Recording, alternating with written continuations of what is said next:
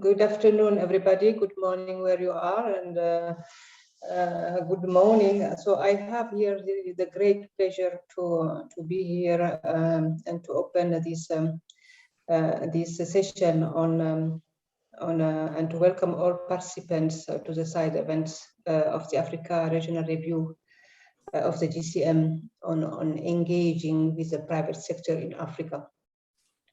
A recipe to success GCM implementation. This is really a good opportunity to have all our partners here really engaging in this framework. So the event, just to give some practical modalities, the event will take place over a course of 90 minutes.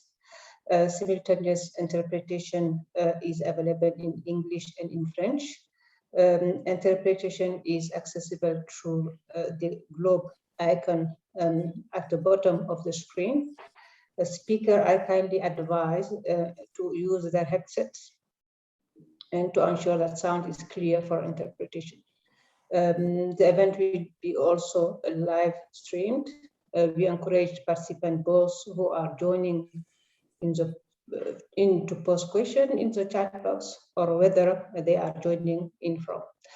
So I have here, as I said, the advantage and the privilege to be moderating this session.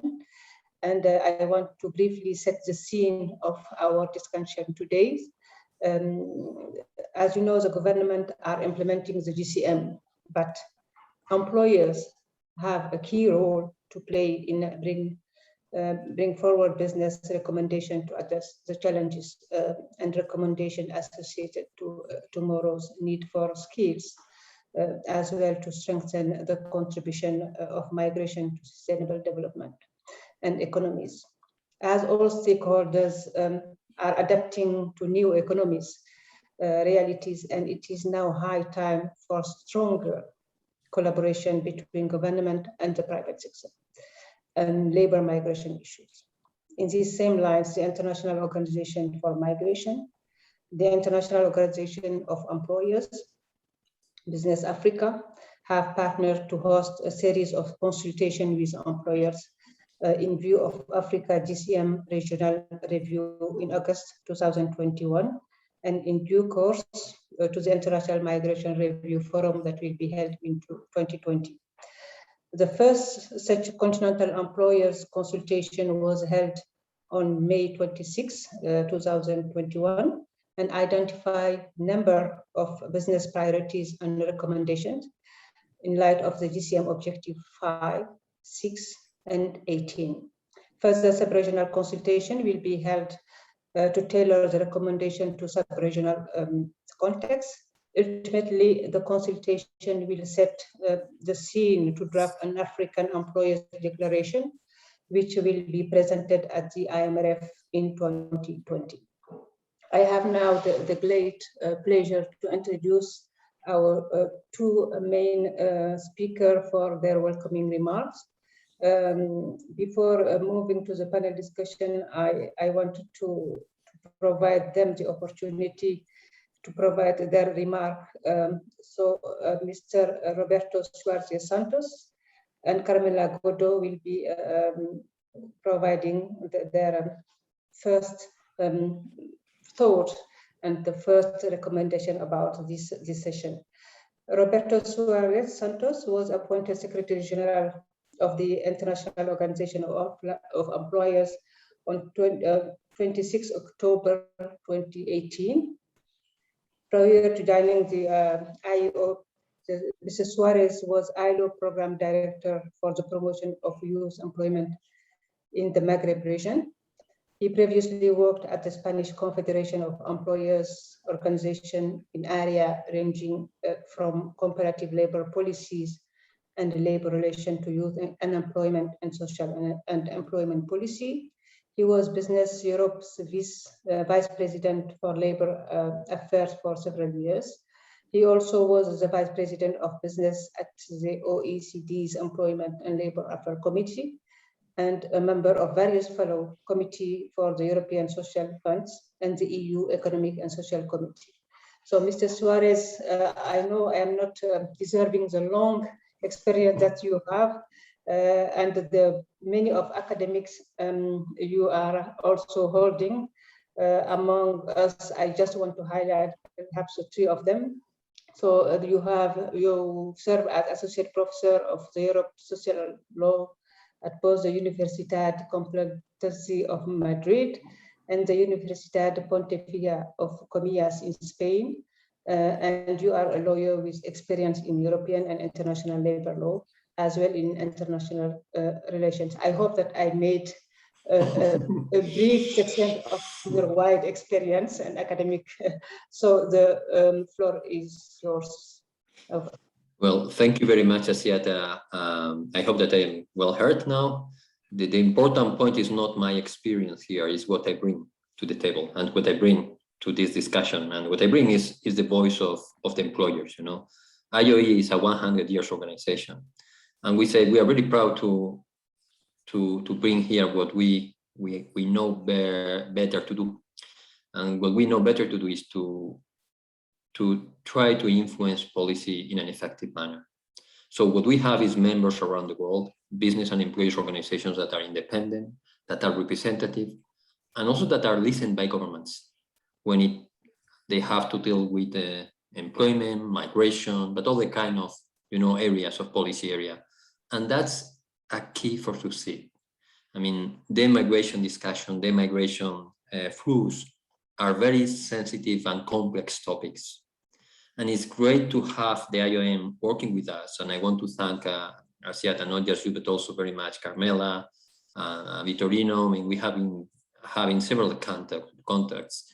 And the fact that we are organizing this side event together with you at regional level also means that we are able also to learn and to be much more practical than the big forum and discussions on the different initiatives. The goal that we have here is precisely to build a series of stakeholders consultations, identifying action with governments, with the private sector on the effective implementation of the Global Compact for Migration. We were the ones very much involved in the drafting of the Global Compact. We are also happy to see that the Global Compact had important elements that are brought by us, by the business community. And we have been clearly supporting also the compact, even when it was more questioned in different forms. I remember still the launching of the compact in Marrakech some years ago, 2 years ago to be exact. But this side event is related to Africa, and unlike other regions, the destination country for over half of all migrant African workers, most young men and women, are other African countries. With the border closing in response to the COVID-19 pandemic and the uncertain situation that we have now, the situation of these migrant workers has become increasingly vulnerable. However, it is challenging to fully grasp and appreciate the scale of such vulnerability, given the very limited data that is available on labor migration. And this is a constant challenge. In the era of data, we miss data on migration flows, which is so important to have. The most decisive factors in African migration remain, of course, historical and linguistic connections when migrants move for better employment opportunities. I have to say also that African migrants in OECD countries are increasingly, contrary to what many perceptions seems to give us, increasingly qualified. Over 60% of these workers have upper secondary level of education attainment, and half of this number have completed higher education. And after they work in jobs which are in which they are qualified. Okay, so that's another challenge that we have to take into consideration. In any case, when we talk about the region, there are many unique factors that makes labor migration scenarios a complex but salient also in Africa. And this is especially important as the continent make even greater steps towards integration through the implementation of the GSM objectives with a multi-stakeholder approach.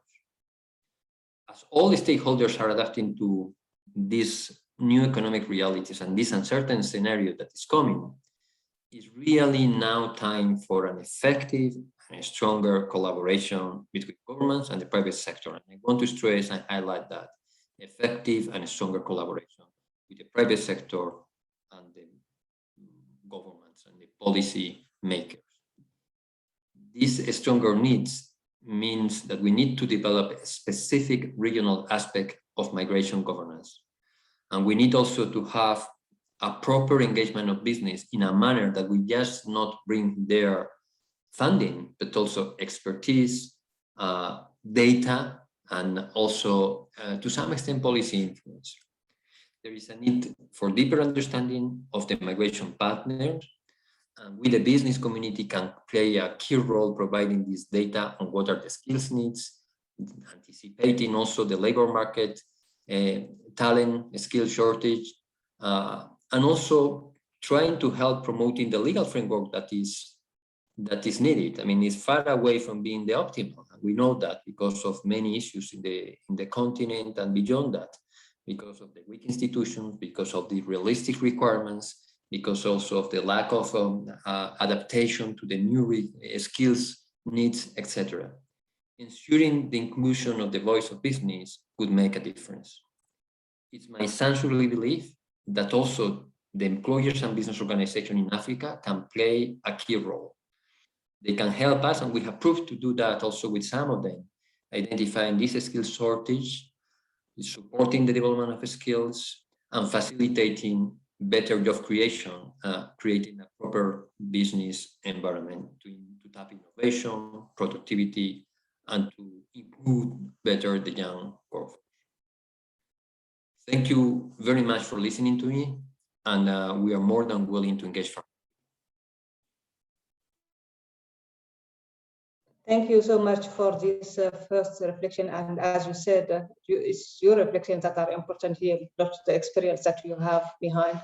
But and you showed us how much of this implication of the Federation of Employers and all the stakeholders from the private sector can bring the inclusivity of all those who have to bring their experience and their recommendations and their know-how and their lesson learned to advance, and how we will be able to implement fully the GCM across all the objectives that are really conducting us to good governance of migration. And the role of private sector here is key. So let me introduce here Carmela Godo, who is a regional advisor for Middle East and North Africa, based in Cairo, Egypt.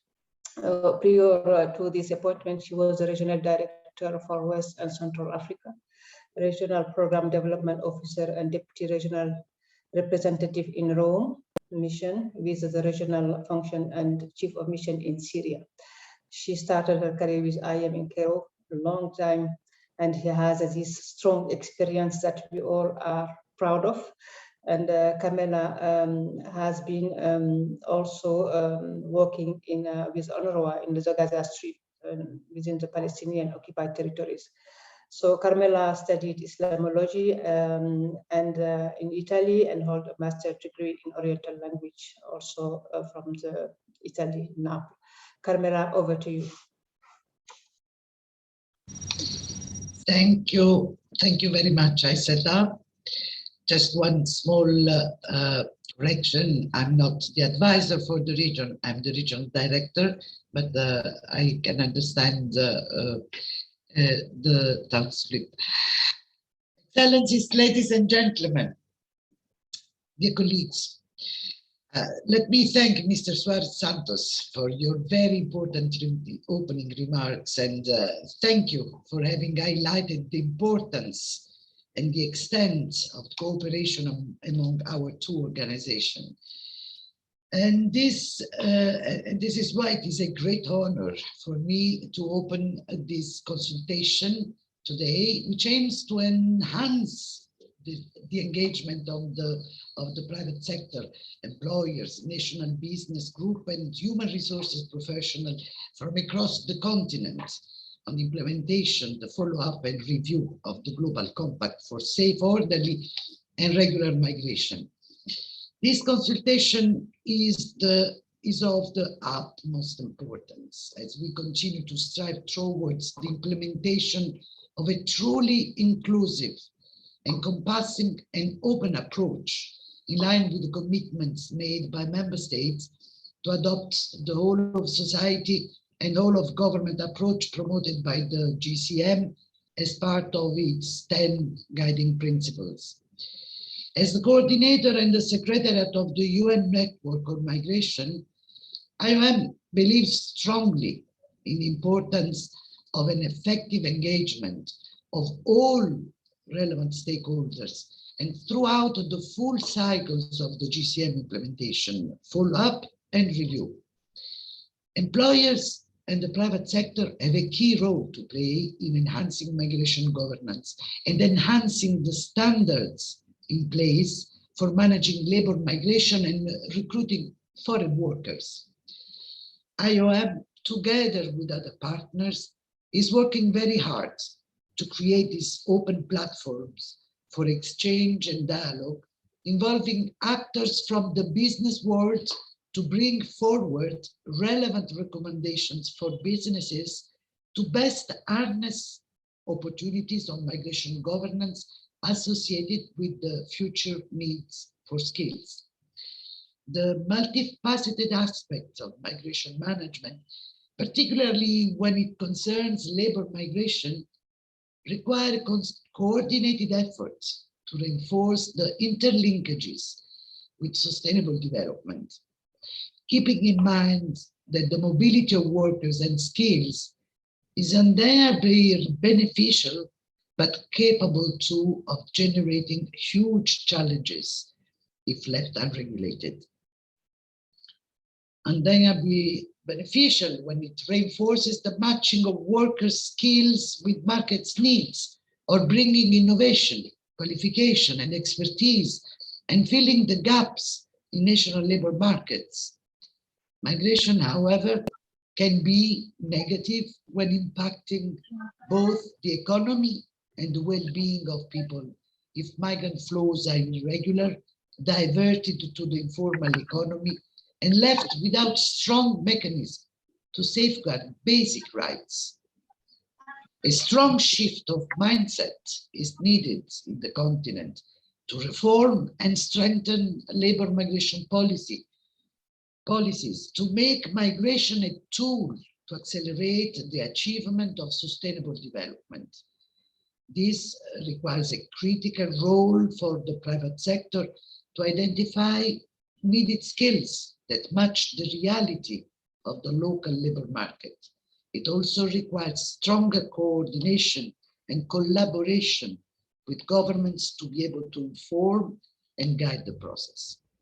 The COVID-19 pandemic, notwithstanding all its negative impacts, has also created strong opportunities, especially in regards to the digitization of migration recruitment processes. This will definitely help in streamlining, coordinating, and accelerating the movement and the matching of skills, enforcing transparency, credibility, and the reliability of regular migration channels. The strong engagement of all relevant stakeholders that each one of you represents here today as participants is crucial to achieve this promise. The positive harnessing of the full potential of migration will enable states and all relevant stakeholders to fully achieve their commitment of leaving no one behind and advance the 2030 agenda, of which the GCM is part and parcel. So, dear participant, I will conclude my remarks here by thanking you all again for your attention, and we look forward to your active participation in the regional review process in the African continent. Thank you very much. Back to you, Aissata. Thank you to you, dear Carmela, and sorry for the lapses because I used to say regional when presenting myself, but truly the director of the Middle East and North Africa. And really thank you for your thought also with regard to the importance of this partnership with private sector and how IEM sees it as valuable to achieve the goal of the full goal of the GCM, and how you have linked it to the sustainable development. And also you and also Mrs. Suarez has outlined the transparency, the independency, and the inclusivity of all stakeholders to have us through this implementation. So thank you for that, and thank both of you for setting the scene and how employers should be, why they should be at the table, and you did it very well. Thank you for that, both of you. Now I want to turn up to our the first speaker that would also take us from the outcome of the first continental employers consultation. I want to welcome here Mr. Stefan Obiro, who is the Head of Research, Advocacy and Partnership, Federation of Kenya Employers, and Mr. Charles Minyao, Deputy Director, Immigration Services and Secretary, National Coordination Mechanism on Migration of Kenya. So both of them will also, during this session, help us to have a look into the outcome of the first continental employer consultation that was held in 26th of May 2021, and identify a number of business priorities and recommendations in the light of the GCM. Objective 5, 6, and 18, as I said previously. Further, a separational consultation will be held to tailor the recommendation to the separational context. Ultimately, the consultation will set the scene to the draft of employee declaration, which will be presented at IMFR in 2022, as I also outlined during my opening presentation remarks. So Mr. Stefan Obiro has 15 years of experience in employment, labor relations, social and economic policy. Currently, he serves as the head of advocacy, consulting and partnership, Federation of Kenya Employers and Business Africa. The primary objective of the position is to transform the quality of service by managing the Federation's advocacy, consultancy, training and project, communication and partnership, strategic performance. So Mr. Obiro also serves as the technical advisor for Policy East Africa Employers Organization and Vice President of Africa Union Labor Migration Advisory Committee. And I will also present Mr. Shalminio right after the presentation of Mr. Obiro. So you have the floor. Please go ahead, Mr. Obiro.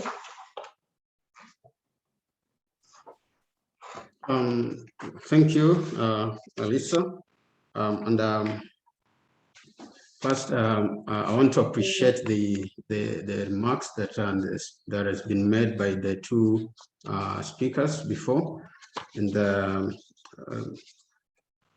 say that as receive also greetings from Nairobi, Kenya, where we are, and the report I'm presenting is a report of the meeting, the consultation forum that we had as African employers.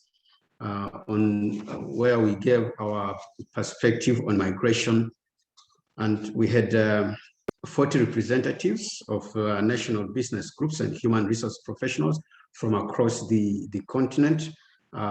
This meeting was put together by collaboration between the International Organization of Employers, IOE, and the Secretary General has been here. We say thank you so much. Business Africa, which was led by Madam Jacqueline Mugo, the Business Advisory Group on Migration, and the International Organization for Migration. Now, from this meeting, we had a number of discussions, and the first one, we looked at what skills mobility mean for business, and we had a discussion on effective challenges and challenges with the focus on the Global Compact for Migration, Objective 5, where we looked at how to enhance availability and flexibility of pathways for regular migration. Now, from the discussions that we had, employers identified different challenges, and some of them have been already highlighted by, touched on by the speakers. And so I'll just give a few that were highlighted.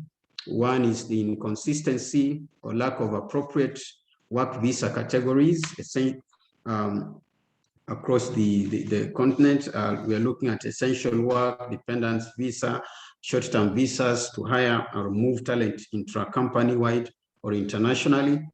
Then we had the issue of the length and inconsistent and bureaucratic process for the issuance of work permits. And this leads to, in many cases, corruption. I mean, when there is a lot of delays and the process being very lengthy and bureaucratic, it gives a lot of challenges. And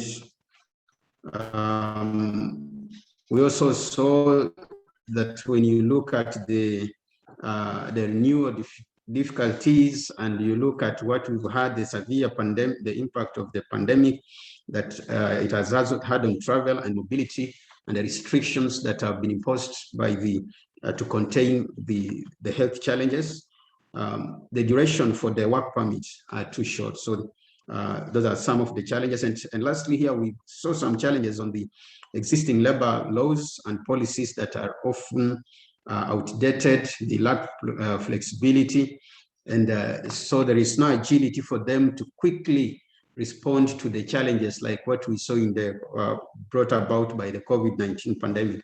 And as you know, the business world and the private sector, how it works, that being able to respond as quickly as possible is very, very important in business.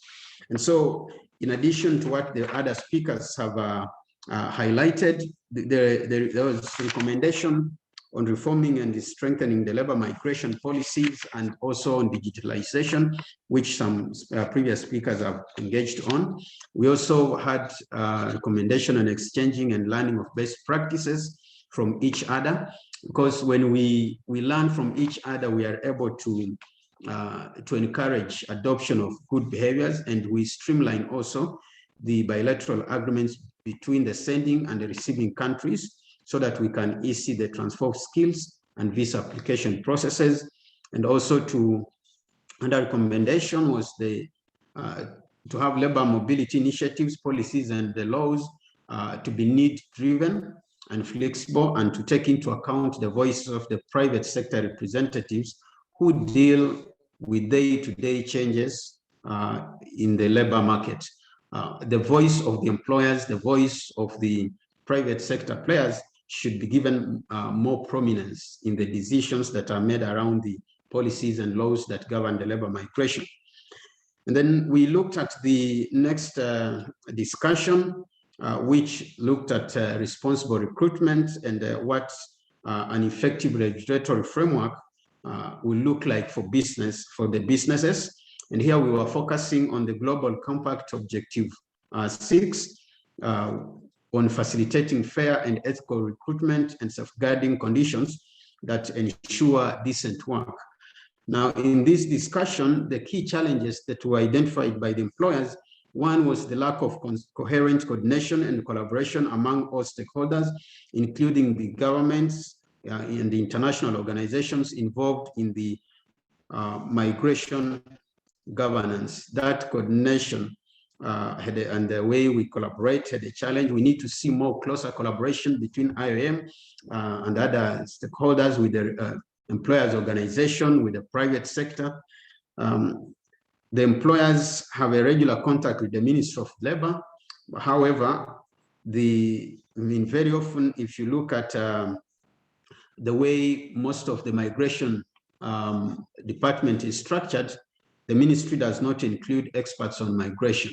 You may, in most of the countries, migration is taken more from the security perspective. And then also we had another challenge was lack of communication or misinformation between government and employers. It came out like there is a firewall between them. And why the employers need skills, what came to the forefront was that they don't, it doesn't matter where this skill is coming from. And so that brings in a challenge, especially among the recruitment agencies and also the governments, and there is need for more consultation. And so here we gave some recommendations, and part of it was that there is little improvement in skills mobility within the countries on African continent. So free movement of protocol within the continent linked to the right to work should be promoted. So we should be at the forefront to promote the free movement protocol. There's need for more accountability on how the relationship between government and the private sector is taking place. And there is need to have a dedicated focal point inside each institution as part of the social dialogue. And then the digitalization of recruitment process is key, and this needs to be facilitated so that we can have to build more inclusive policies with better protection for migrant workers and more transparency for employers. And so we also suggested, recommended mainstreaming of migration in all strategies of relevant ministries, particularly if we look at the ministry that is in charge of labor, economy, and trade. That should streamline in the issues of migration. We went ahead in the discussion and discussed also around skills identification and development. And here we are looking at matching and updating skills to the labor market needs. We've had a great challenge on the skills mismatch discussed in various forums. And so here our focus on the Global Compact for Migration was Objective 18, where we were looking at investing in skills development and facilitating mutual recognition of skills, qualifications, and competencies. And in the discussions that we had, employers identified challenges, and part of the challenges were certain provisions that are contained, for example, in the Economic Community of West African or ECOWAS agreement are not fully respected on the ground, that you get commitments that are in the agreement among the regional blocks, but when you go to the ground, you get there is no, as part of the things that are identified there, they're not respected. And here an example is that to move from one country to another, migrants often have to meet the same criteria as those coming from outside the region. And we need to have a more strong sub-regional agreement. Then we move it to the continental, where it's more strong, and also then we can move to the global level, so that then within movement within the region and also even within the continent becomes more and more stronger, where if you are in the same region to move, it becomes easier. If you are in the same continent, it becomes easier. Then the existing regulatory challenges make it difficult for migrants in the country to acquire work permits. Their work permits need to be negotiated with the Ministry of Labor before arrival of the migrant into the country. And you remember we identified the lengthy process of working on the work permit. So if you have to negotiate prior, perhaps and the process is taking 6 months as an example, or 3 months, and you are in business and you want this skill so that the business can continue to run, you can imagine the challenges that you get. Then there is an acute need for better data and transparent statistics on what skills are needed in the labor market. The skills, anticipation, the skills, trying to identify the exact skills that are needed. There is a big challenge there on data. And most migrant workers, we also realize that they end up in the informal sector. I mean, if you work in Africa, if you work in the regions, there's a lot of migrant workers moving across and working in different countries, but they're in the informal sector. Now, compliance with the regulations is not ensured, and with no means for enforcement, there is little capacity for stricter inspections in the informal sector. And so here we gave our recommendations. The first one, we said we need an improved bilateral and multilateral agreements, such as cooperation within ECOWAS for the free movement of migrants among the countries in ECOWAS, and that is replicated across all the regions, whether it is in ESC, whether it's in Southern Africa, whether it is in Northern Africa. There is that need for improvement. in those agreements, and also adherence to the provisions. And then the process for obtaining a work permit should be facilitated so that migrants move easily within the region for employment. If I have a work permit for say, Kenya, I can easily move to Uganda, I can easily move to Tanzania. I don't need to, you've been working here perhaps and your employer has another office in Uganda and wants to move you there, then it becomes a challenge. And then there is another recommendation, developing and practicing more mutual agreements on recognition of diplomas and validation of prior learning is very important. And we need, there is need for an acknowledgement of universal work certificates in both destination and origin countries. And then the other recommendation here we gave is adopting and implementing smart regulations that are conducive to transitioning from the informal to the formal economies. We need a lot of support to ensure that there is that transition. Let's make it easier for migrants who are in the informal or self-employment in different countries, for them to formalize the relationship they have in that country. And then when we were discussing, we also had the regional coordinator gave the interventions from the regional coordination office in Egypt and Tunisia, and touched on specific examples of public-private partnerships IOM have sponsored in the region to support skills mobility programs across the continent and within the region. And they emphasized the importance of inclusive dialogue and a whole of society approach in their interventions. And from all the discussions we had, there were recurring points which were made from employers in all the panels. And these are points that I want to emphasize for the meeting to note. One was that employers need to familiarize themselves with the Global Compact objectives. And to that end, the employers are called upon to strengthen the capacity of national employers organization in evidence-based advocacy in order to support their efficient engagement in the labor migration policy debate and support businesses. So this is a very important aspect, and that there's need for a lot of sensitization so that the instruments we have, the arguments we have, the objectives in the global compact and the important initiatives that are there are translated from the shelf or from the wherever they are to the really action where the rubber meets the road, so that the employers are aware of it and they can be able to play an active role. And then without waiting for an invitation or referral, employers need to proactively voice their recommendations and proposals at the policy level with their governments to have really impact, including data on skills needs to prepare for tomorrow's world of work. They need to make sure that a seat is made available for them in the Global Compact for Migration implementation, as well as in follow-up and review process. And then the international organizations working in Africa should create space and give strong voice to private sector representatives to meaningfully engage in policy level discussions and decisions making of labor migration governance. And the International Organization for Migration, IOM, can strengthen engagement with the active employer organizations in each country and involve appointed migration focal point of employer organizations in the region in their effort to implement migration development projects in the region.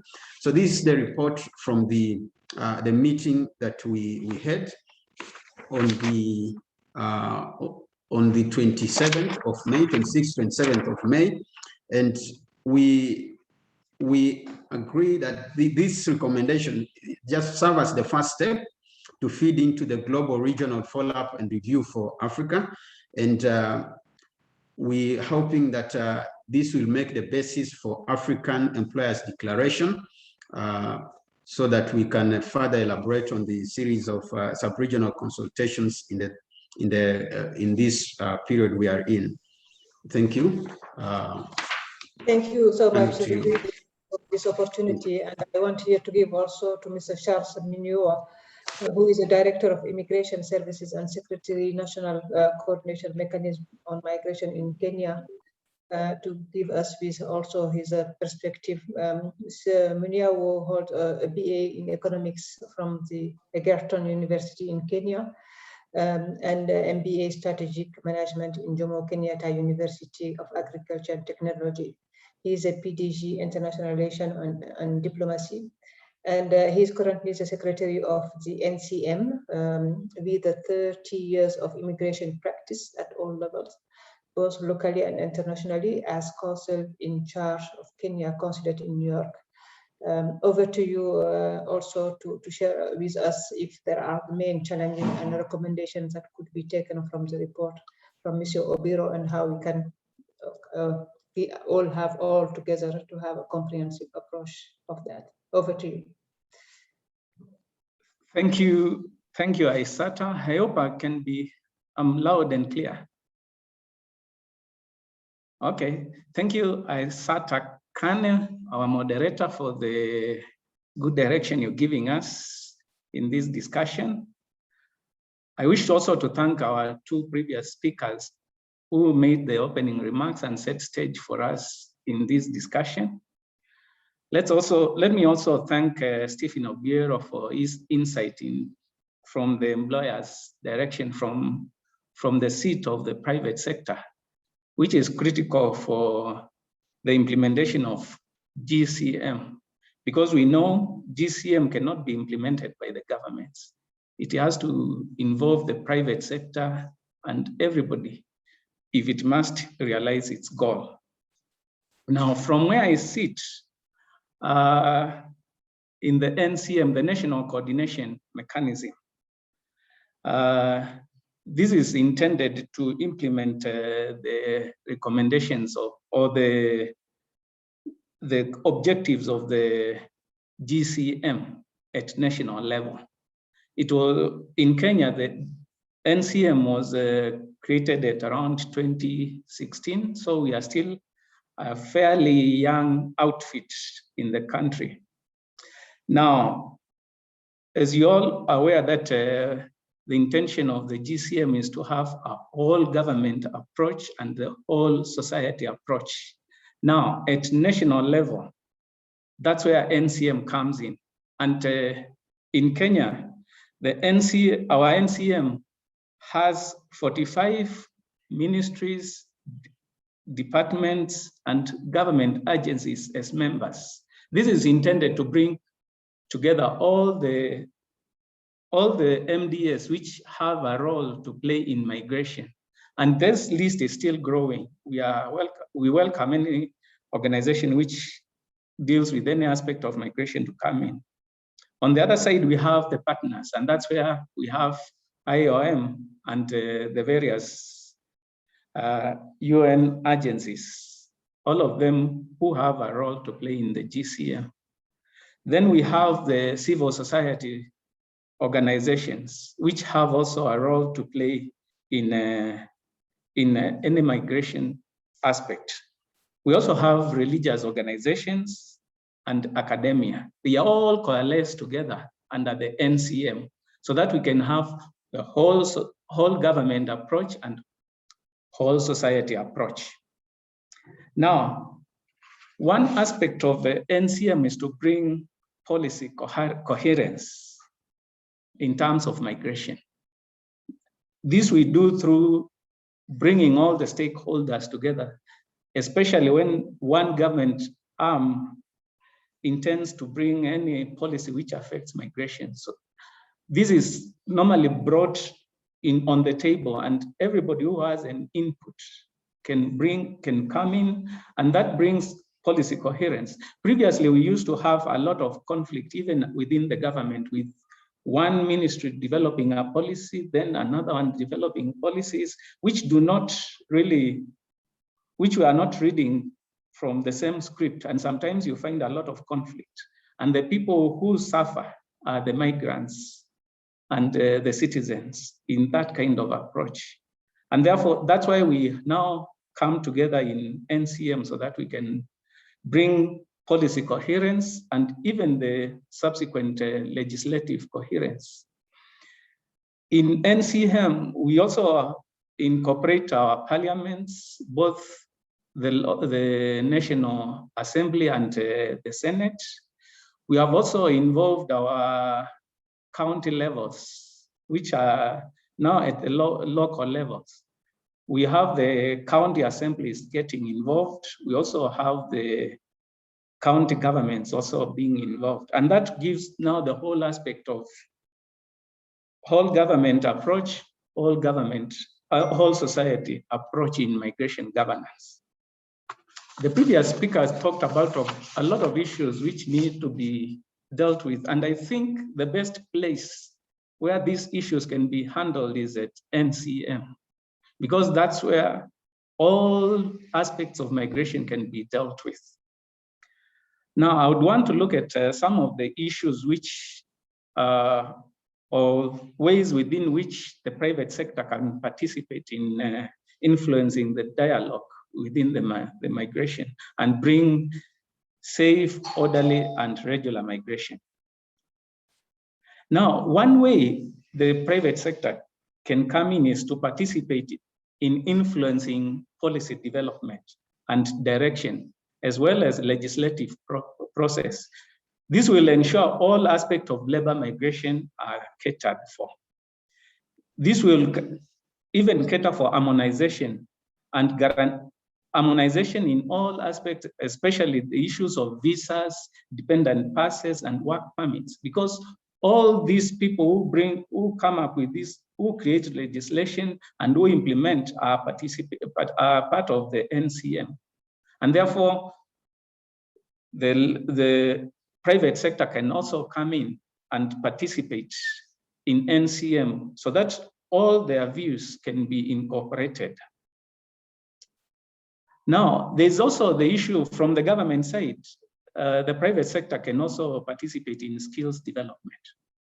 It's the employers who know what kind of skills they need. Most of the time, we have left the issue of skills development from the government, but the government is not the consumer.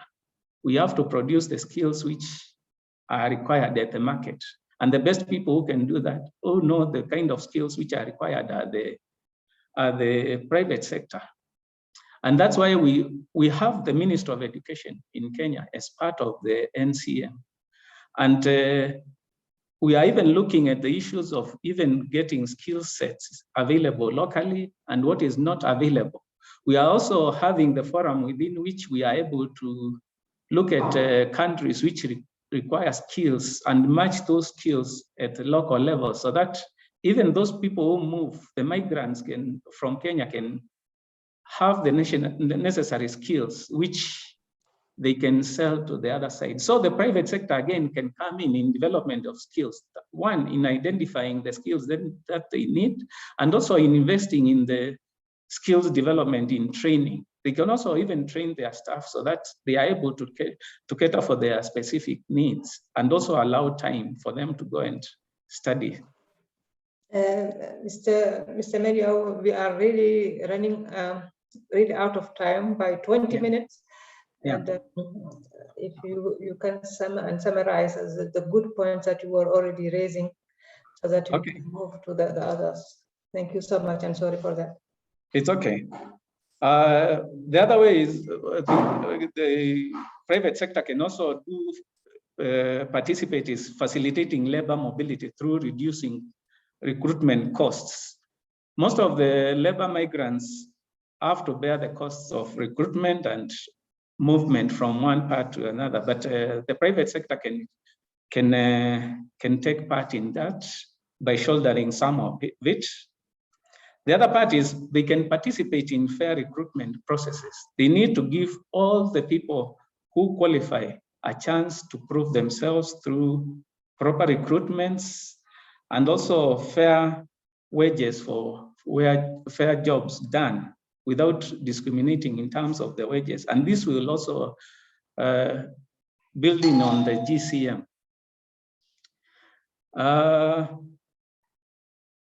They can also participate, the private sector can also participate in value addition, especially in Africa where we are exporting raw materials. Instead of sending raw materials, we can have private sector participating in value addition. This will create employment locally, and also it will greatly reduce the adverse aspects which tend to compel people to move and leave their countries. Yeah. Lastly, they can also participate in creating social protection systems and portability of their social welfare for workers. This is because they have the skills and they have the ability to really create these social protection systems. And lastly, they can also assist in investing, especially monies created by migrants. Most of the migrants find that whatever they send back home is normally squandered, but we can use the private sector to create situations where migrants are given a chance to invest even when they are in their foreign countries. And this will help them now feel secure even when they return to their countries. Thank you. Thank you so much. I'm sorry for that, but I think people will have the opportunity, the participant, to pose questions if any to you or to others. So let me now move to the first panel discussion, and because of they are running out of time, I will bring the two panel discussion on Central Africa and South Africa to have the regional perspective on how the whole of government and whole of society also will have the whole of regional perspective to be included more in the continental perspective. So I have here three speakers in this panel discussion. I have Mrs. Patricia Varinga-Gieske, who is the Chief Officer of the Job Factory, Mrs. Mireille Kamitatu from the Peace and Development Advisor and Resident Coordinator Office in Cameroon. And also I have Langa Manis, who is from Partner Free Gomen. So I want for the three of the panelists today to go very quickly and to provide us with their perspective and highlighting how the engagement of the private sector in the context of labor migration and economic development could be really seen as a factor of great collaboration between the private sector and the others in terms of implementing the GCM. Over to Mrs. Patricia Gieske. Over to you.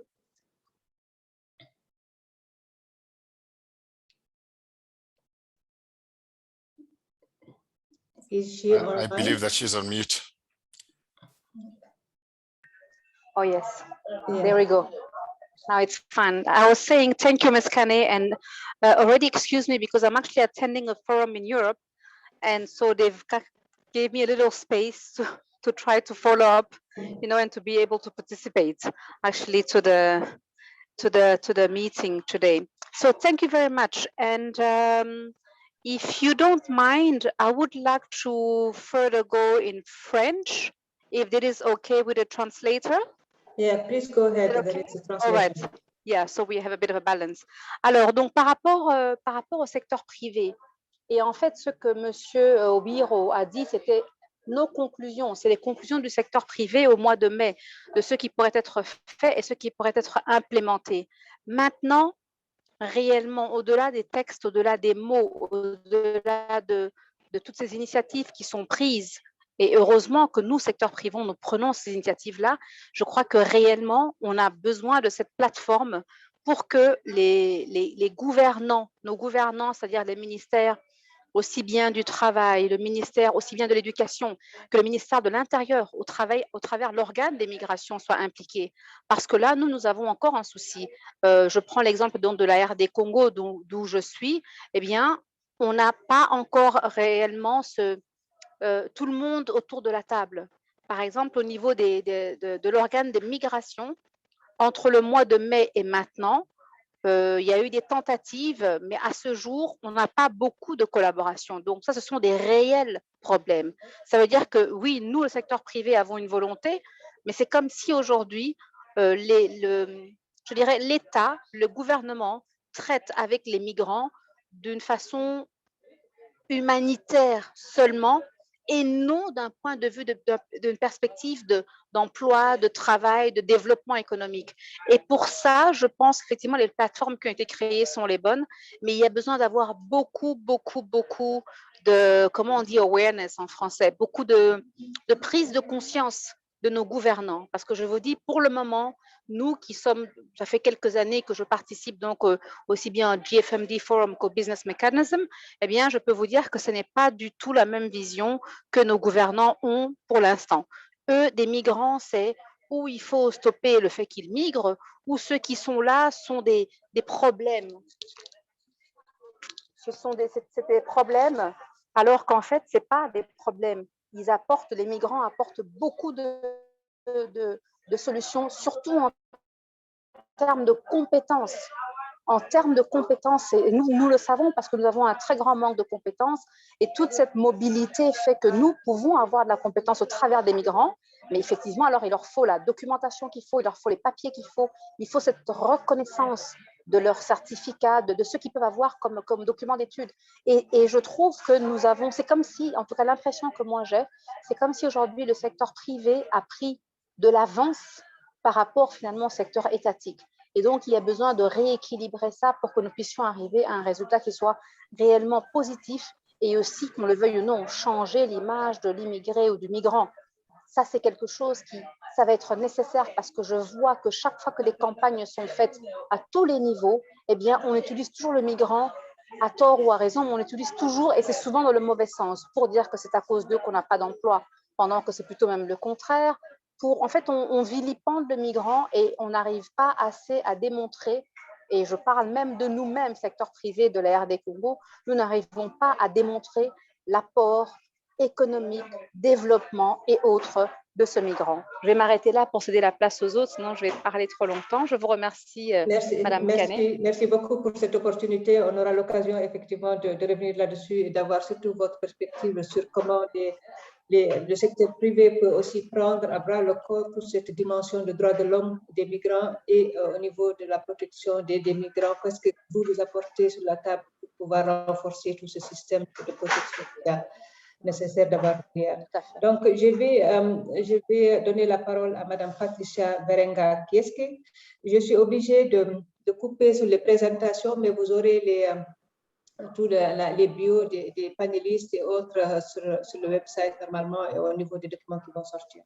Donc, j'aimerais avoir aussi votre avis là-dessus et surtout, is there any guidance on setting up relations with private sector companies that are not entirely compliant? Also, we want to also hear from the private sector aspect what would be your recommendation specifically to the government and to the other stakeholders to be able to have this dialogue and this comprehensive dialogue around these issues. Over to you. Sorry, is it still me? No, it's for Mrs. Beringa. I'm Patricia. That's me, Patricia. Oh, I just spoke with her, yes. To Mireille Kamitatu, sorry. Thank you, Aissata. Good afternoon, everyone. Just maybe a couple of points that I wanted to highlight some of the issues that came out of the African employees consultation and that relevant to Cameroon. The first aspect is on the issue of data, the availability and the quality of data on the labor migration. Clearly here in Cameroon, there's a shortage of data and there are issues with data quality. It's driven by the labor market structure itself. Just like Mr. Obiro, I think, had pointed out, in Cameroon, most of the workforce is in the informal sector. So that makes collecting data very difficult. The other issue has to do with the recruitment modalities in the private sector. The private sector either recruits directly or through employment agencies. And those employment agencies, they manage databases of job seekers, but it's not always tied to their nationalities, countries of origin, or even the sector where they are applying. So it's very difficult to do some kind of a prospective analysis or looking at trends within sectors, which could inform future planning, either from the private sector, but also from government. There's also a gender bias in the data that are available. It's very difficult to get data on the migration of women and the recruitment of migrant women. And it has to do in part with the absence of a dedicated migration management structure. And, but I don't want to add on a sad note, just to say that there are also opportunities to strengthen recruitment and to generate better data. Mrs. Veringa-Gisques was talking about the challenge with the image of the migrant. In Cameroon, there's also a bias when you talk about labor migration. The thinking is diaspora. How do we bring back Cameroonians that have been abroad, etc. So we need to help them also to understand how to broaden their understanding of labor migration, to look at other categories. There was a 2017 forum, a diaspora forum, and part of some of the recommendation had to do with, how do we set up an agency that's going to look at transnational investment and development. So that could also look at within the region, how do we bring skilled workers from other areas? Which brings me to my last point, which has to do with the role of international organization in support of employers' organizations. Here in Cameroon, employers have set up a large and very strong umbrella organization, which is the Groupement Interpatronal du Cameroun, GCM, which has a solid record in terms of public advocacy. I think what we need is to help them to have tailored advocacy on labor migration, because that's something that I think they're not quite versed yet. And we've started doing that in two ways. First, by connecting the private sector with the government, and that's where the country level UN Migration Network comes in. Just last July, they organized a national multi-sector consultation with the government, where they looked specifically at how to set up government objectives on Objective 6 of the Global Compact on Migration. And some of the recommendations there, I think, are going to be helpful in terms of how do we strengthen regional free movements for migrants and specific agreements among states. And my last point is also looking at how do we leverage broader UN and government planning. Cameroon does not have a migration policy, national migration policy, but there are a number of planning documents, government and UN, that can be leveraged to actually either get to that policy, but also to implement some specific aspects of what would be a national policy. So last year, they adopted the National Development Strategy, which is really looking at a private sector driven growth. So that means we need to talk about how do they get that skilled workforce that they need to actually grow and to support the economy. So, and that's where conversation about labor migration can come in. There was also, like I said, there's a bias on diaspora, but since 2015, they have an operational plan to attract diaspora. So there are issues there in terms of how do we dialogue on labor migration.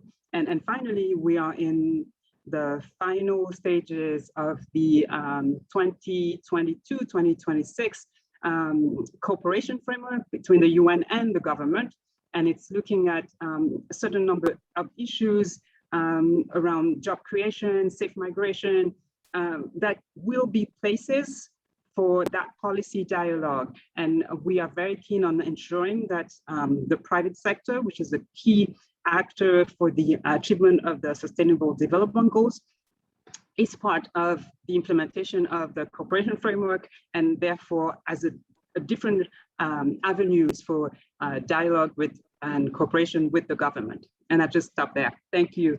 Thank you so much, Mireille, and thanks to Patricia, to both of you. And I want to have here our my colleague, Mr. Lungamani, to provide us also from his perspective from South Africa, and to see if the main element that both of you have highlighted is also something that he sees in South Africa and in this part of Africa.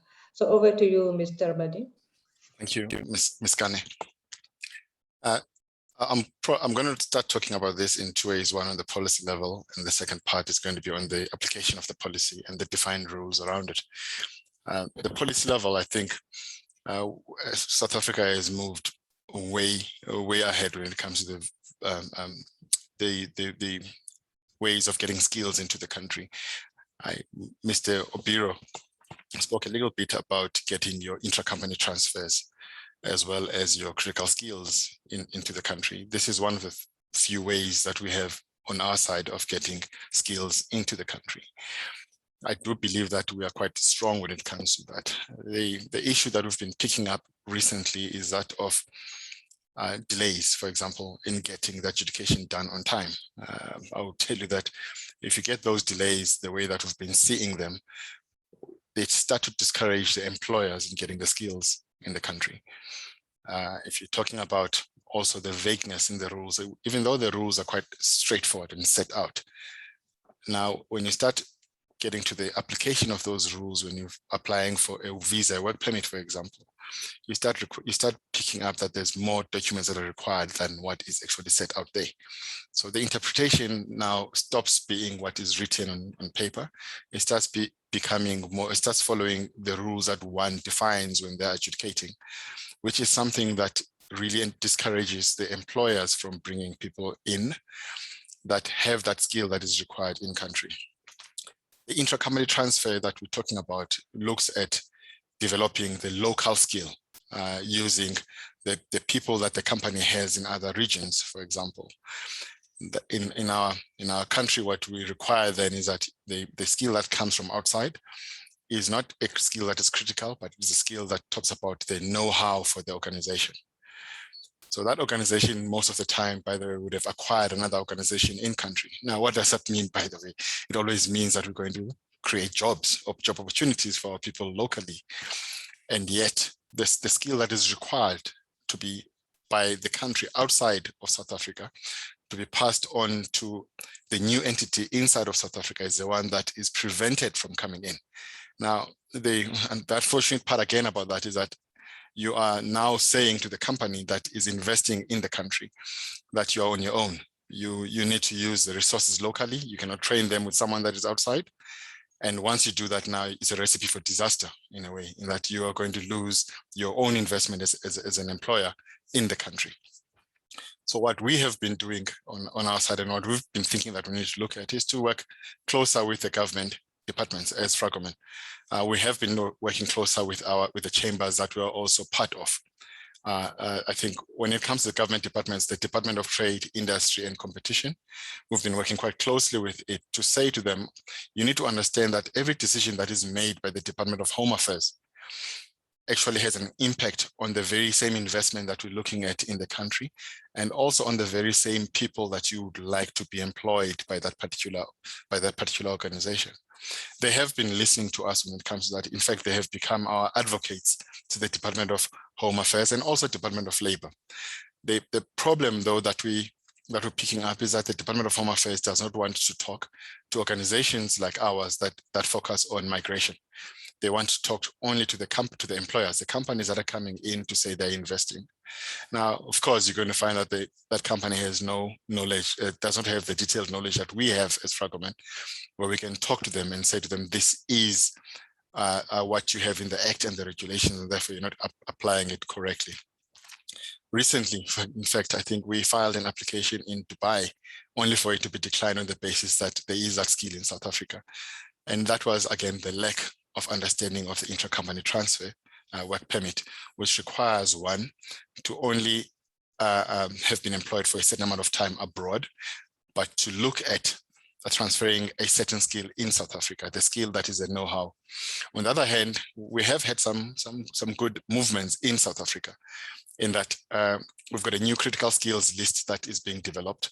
And that particular critical skills list now, we had the government coming to us as the industry not as the immigration industry, but they open it up through NEDLEC. NEDLEC is the National Economic Development and Labor Council. The employers have got a seat and the labor has got a seat as well in there, saying to them, tell us what skills you believe that are scarce and are needed in South Africa. Now, it works well in that way, that now they're saying, go and talk, let's talk to you about the skills. And those skills are based on what the employers are looking for as well in the country. But it's also driven by what the government objectives are for the near future. So I would say that the way that we need to look at on our side is to start working closer with the government departments, the Department of Home Affairs on the migration side completely, the Department of Trade, Industry and Competition, and the Department of Labor on the employment side as well. And lastly, we do need to work with the chambers and the employer bodies locally. We do need to have certain bodies recognized by those particular departments in the government space, like your migration bodies. They need to be recognized because those are the ones that are experts on the field that can get the Department of Home Affairs and also the government as a whole to push the agenda that we're looking at. That is it for me. Thank you. Thank you so much, Mr. Mani, and to Mireille and to Patricia for your thoughtful thinking and advice and recommendation on how we can better manage all this relation between private sector and the government and the matching of the skills and job employment. So I will move to the second panel, that should be the third panel in your program, and to introduce our two panel discussion here, which is Mr. Syed Turki, who is a senior advisor and head of labor affairs unit at the Federation of the Egyptian Industry, and to Mr. Ahe Porta, who is a strategic advisor to the UN Resident Coordinator's Office in Egypt, which is a secondment, coming from a secondment of the Netherlands Ministry of Foreign Affairs. So over to you, both of you, to give us the North Africa perspective regarding labor migration issues and how the engagement of stakeholders could be meaningful and put in a current manner to advance in the issue that are bringing us today. Over to my first discussion, Mr. Turki, over to you. As you know, we are running really ahead of time. I recommend for it to be concise, but very straightforward.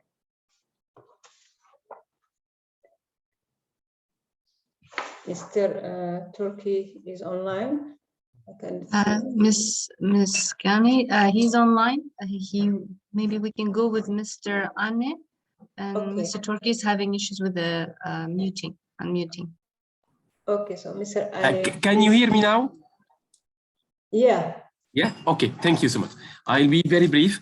We at the Federation of Egyptian Industries have 100,000 members from all the industrial sector.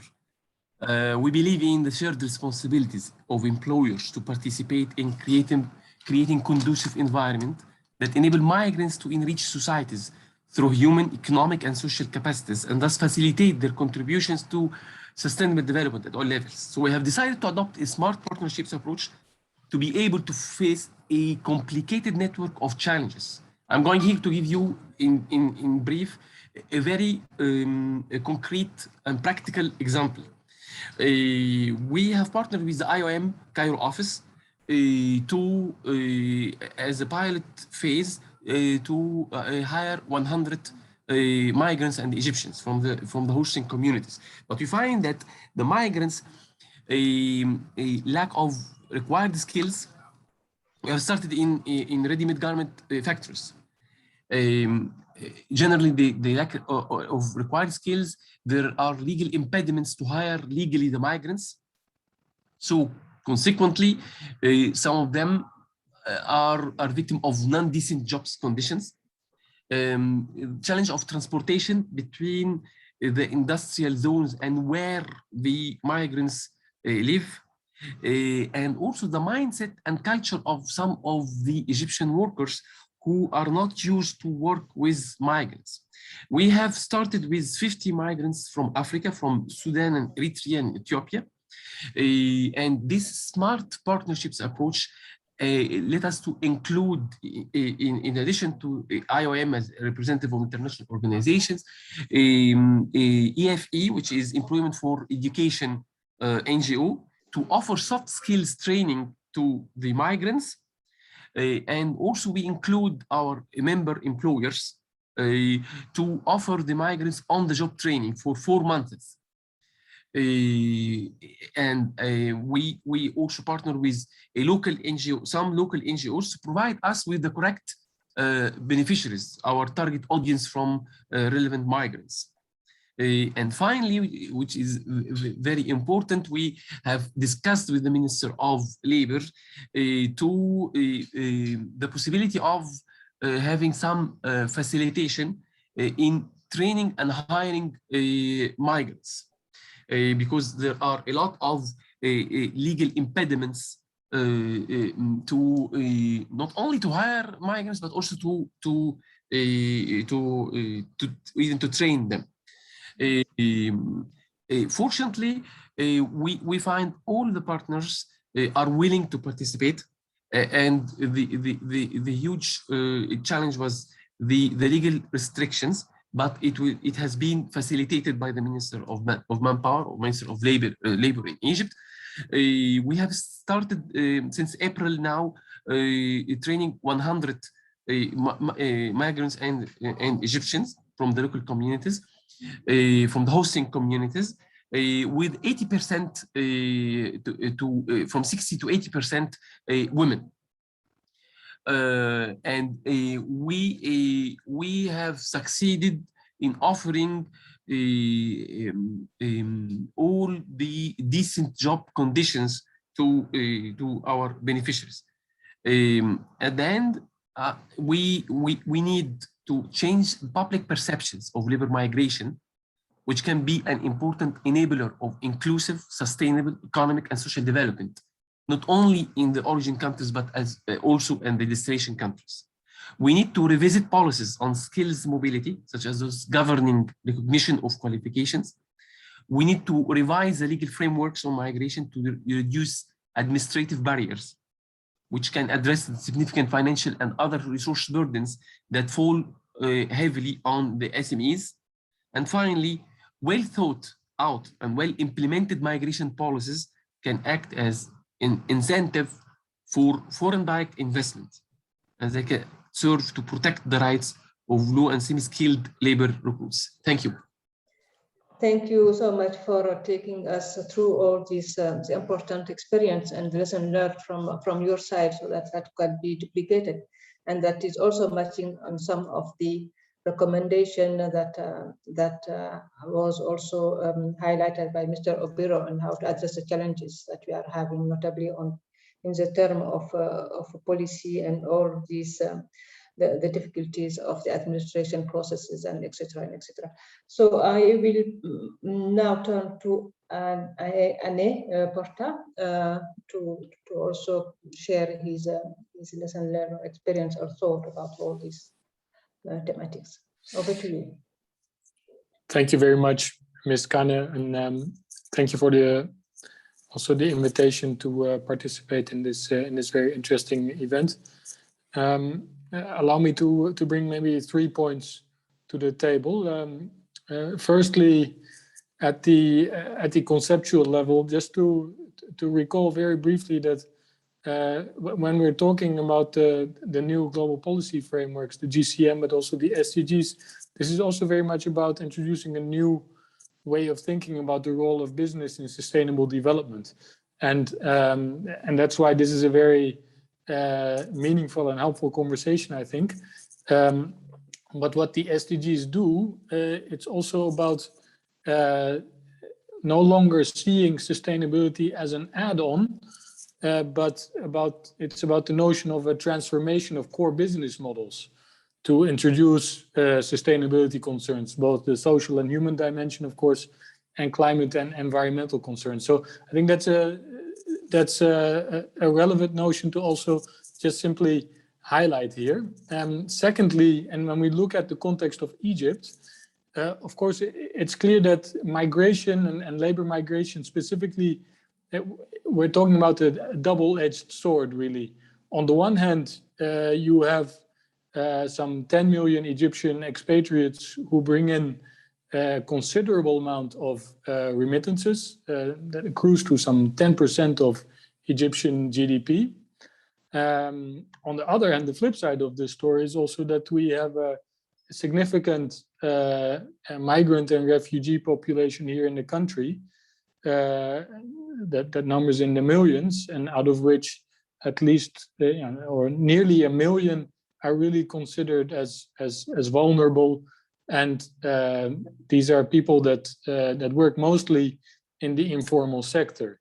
So they contribute to the economy, but they're also, and we found this also, for example, in our common country analysis, they really are amongst one of the most vulnerable groups in Egypt. And of course, COVID has exacerbated this vulnerability. Now, and that brings me to my third point. What are the policy interventions that are helpful here, and how can the business sector help? To start with, on the policy side, and some good examples that we see here are, for example, the provision of access to health and education for migrants and refugees. To illustrate, for example, migrants and refugees are included in the national COVID vaccination plan. They have access to that. Further steps to sort of enhance this policy environment, and I build on also what Mr. Torki shared already, is for example an extension of social protection to migrants and refugees. And more generally, it's also about looking at the informal sector. We know, for example, that the Ministry of Manpower here is working on a database to include informal workers in all governorates in the country. And they will couple this with a vocational training program to provide skill certificates to these informal workers. Now, of course, it would be great if in such programs migrants and refugees are also included. On the private side, I don't want to duplicate what my colleague from the Federation of Egyptian Industries already shared. I think that skills development program you mentioned, and for example, the Federation works on providing apprenticeships programs for refugees, and they are promising. But I think next to the regulatory environment, this is also very much about being able to scale these type of programs. Allow me to conclude with what Mr. Obiro also highlighted in the beginning, the importance of a whole society approach. That it's helpful to have this conversation, and it's only through the active involvement of the government side, the private actors, but also civil society and others that we can really deliver on our promises to leave no one behind, particularly also the vulnerable migrants and refugees. Thank you very much. Thank you for this insightful contribution also from your side. And really, I want to thank all of you. Very welcome appreciation of your contribution and this interactive discussion that we are having. And we also show that we are here, what we are advocating for the whole of society and whole of government approach is also reflected during the presence of the panelists and what the perspective that you have shared with us, because it touched in many issues and many perspective has been shared here. And I hope that these discussions that we are having will also in line with the series of consultation with the stakeholders that the IM and other the International Organization of Employers are very keen to advance, and would also pave the way of the creation of a shared platform for employers and private sector representatives.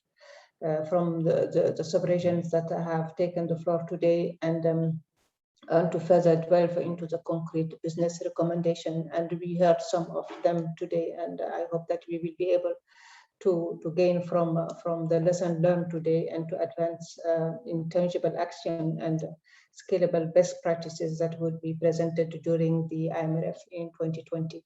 Thank you all, and I will pass now the floor to Stephanie, who has a very difficult task to share the next step and to have the closing remark from IOE and IAM Joint Initiative Plan. Thank you for listening to me today and for the great opportunity of moderating this session. Over to you, Stephanie. Merci beaucoup. Et pour garder aussi cet équilibre de langue, je me permets de m'exprimer également en français. Je pense que beaucoup de points ont été abordés aujourd'hui et Monsieur Obiro a fait des recommandations de la part du secteur privé en début de séance. Donc, je pense que si on regarde ce document, le document de nos recommandations, elles sont assez claires et elles peuvent contribuer au débat sur la migration et contribuer surtout au débat de la semaine prochaine sur la révision du pacte mondial sur l'immigration pour l'Afrique. On a entendu, et je pense que c'est 2-3 points que j'aimerais souligner, la volonté du secteur privé à vraiment être engagé dans les débats. On a énormément de forums, de discussions, de réunions, d'initiatives. Tout ça est très, très beau sur le papier. Maintenant, je pense qu'on veut passer à l'action. Je pense qu'il y a une grande volonté du secteur privé de passer à l'action et de voir des changements concrets s'opérer sur le terrain. Des changements concrets, mais aussi une volonté qui vienne aussi de la part des gouvernements à inclure le secteur privé dans ces conversations. Un point qui me semble crucial, et pour nous, à l'OIE, c'est vraiment crucial pour nous à l'OIE, mais aussi pour nos membres, et certainement pour nos membres basés en Afrique, c'est de pouvoir traiter les questions migratoires non seulement d'un point de vue humanitaire et droits de l'homme, mais en fonction des besoins du marché du travail, en fonction de l'apport économique que les migrants peuvent apporter dans les différents pays. Et par là même, contribuer aux économies, contribuer aux sociétés et contribuer à la croissance d'un pays. Donc, je pense qu'on peut vraiment trouver des façons de collaborer qui vont aujourd'hui bien au-delà d'une contribution financière potentielle du secteur privé. Je pense qu'on a dépassé ces considérations. Aujourd'hui, on parle vraiment de l'expertise que le secteur privé peut apporter autour d'une table et de l'influence que le secteur privé peut avoir dans ces discussions. On parle de partenariats. On a entendu de très bons partenariats en place, notamment en Égypte, au Cameroun. J'ai regretté que notre collègue Aline de la Fédération du Cameroun ne puisse être présente aujourd'hui pour pouvoir échanger, parce qu'effectivement, l'exemple du Cameroun est excellent. Les gouvernements peuvent travailler avec les organisations patronales en vue de politiques migratoires meilleures. Et je pense que le secteur privé peut aider les gouvernements dans la mise en œuvre du pacte mondial pour l'immigration, qui est une tâche challenging, qui est un défi maintenant pour les gouvernements de mettre en place ce pacte mondial. Et je pense que le secteur privé peut aider les gouvernements à briller, et notamment à briller l'année prochaine au Forum international pour la mise en œuvre du pacte mondial. Donc nous sommes uniquement, ceci est uniquement un point de départ. Les prochaines étapes incluent des conversations au niveau sous-régional. On a déjà entendu aujourd'hui plusieurs régions s'exprimer. Nous allons continuer ces discussions au niveau sous-régional. Nous allons arriver avec une déclaration des employeurs africains, justement en vue du IMFR de l'année prochaine, pour pouvoir apporter la voix du secteur privé africain également aux débats globaux. Voilà, je remercie tous les participants à notre side event aujourd'hui. Je remercie l'OIM pour avoir co-présider cette séance avec nous aujourd'hui, et je vous souhaite la semaine prochaine vraiment des débats fructueux et plein succès pour la mise en œuvre du Pacte mondial sur l'immigration. À très bientôt. Bonne soirée à tous. Merci. Merci. Au revoir. Thank you.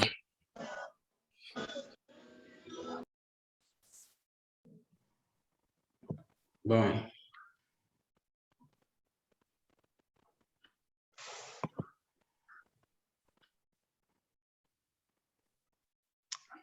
Bye. Goodbye.